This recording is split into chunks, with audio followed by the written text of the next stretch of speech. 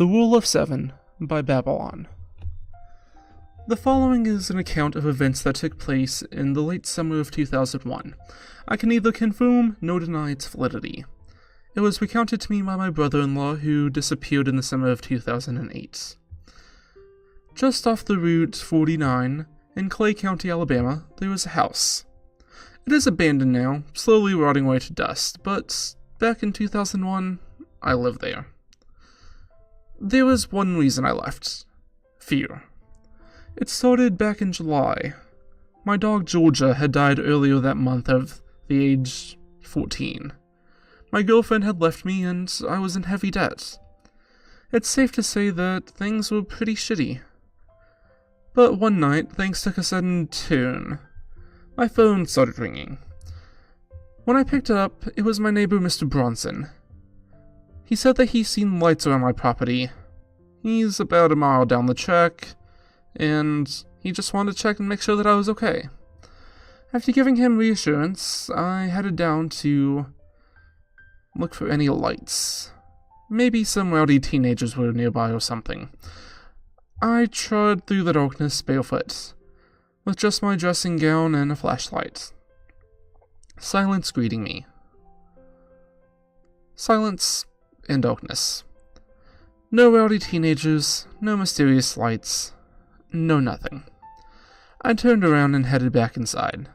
Back to sleep. The next morning I went to check out the property. The front door had a strange symbol upon it in black paint. It was two black triangles arranged in a diamond with a gap in the middle. A line connected the two triangles from the furthest most points. Underneath was scrawled the Rule of Seven in the same paint. I stared at it in disbelief. This kind of thing doesn't really happen around here. After calling Mr. Bronson, the cops, and anyone else I could think of, I resigned myself to scrubbing it off with a sponge and a bucket of water. Later that night, I entered my kitchen. I saw something white on the table. I picked it up cautiously. It was a sheet of white plain paper. In the middle were the words Rule of Seven. I swore, very loudly. Someone had been in my house. Someone had been in my house and I didn't even notice. I locked all the doors, checked every room, then went to my phone. There was no dialing tone, no operator, nothing. Just silence. Someone must have cut the line. I was beginning to panic. I went to my gun safe and pulled out my weapon. It was a Colt M1911, loaded. I flicked off the safety and slowly stalked up the stairs to my bedroom. Jumping at every shadow, I barricaded the door, locked the window, and crawled into my bed. Sleep was impossible. Every sound I heard, I was convinced that whoever it was that came inside earlier. I clung to my firearm and stared at my digital clock. It was 3:49 when the power went out. The clock flickered off and was quickly joined by my lights. My heart turned cold when I realized that the flashlight was still on the kitchen table. I edged around to open up my door. Silence and darkness. Just more silence and darkness. I walked blindly down the stairs, weapon at the ready. The only sound was my breathing and the creaking of the floorboards beneath my feet. I reached the kitchen and grabbed my flashlight. I fumbled with the switch with the slight relief whenever the light flooded the room. The kitchen door that led out to the yard was open, shaking in the wind. Even though I just locked it 5 hours ago. The keys were still in my pocket. Just in every corner of my vision I saw something moving in the shadows. Quicker than a bullet, I swung around. My eyes landed on an empty patch of wall. I stared intensely for what must have been hours, when a sharp noise broke my concentration. I panicked, backing into a corner. I could feel the vomit rising in my throat. I breathed deeply. It was just a dog barking in the distance. The panic began to subside. My stomach clenched and I threw up onto the cold floorboards. I dropped the flashlight and watched it roll into the counter.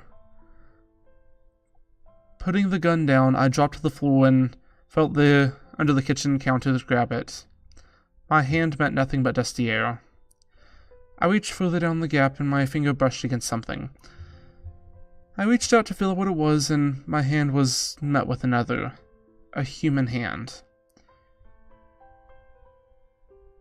It was cold and hairy. I pulled back in pure shock, but it grabbed me. Its long, sharp nails dug into my skin, drawing blood. I couldn't get free. Blood was pouring down my arm.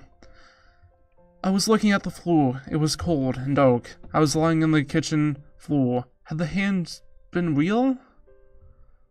I don't know. Maybe it was a dream. Maybe I'm just going mad.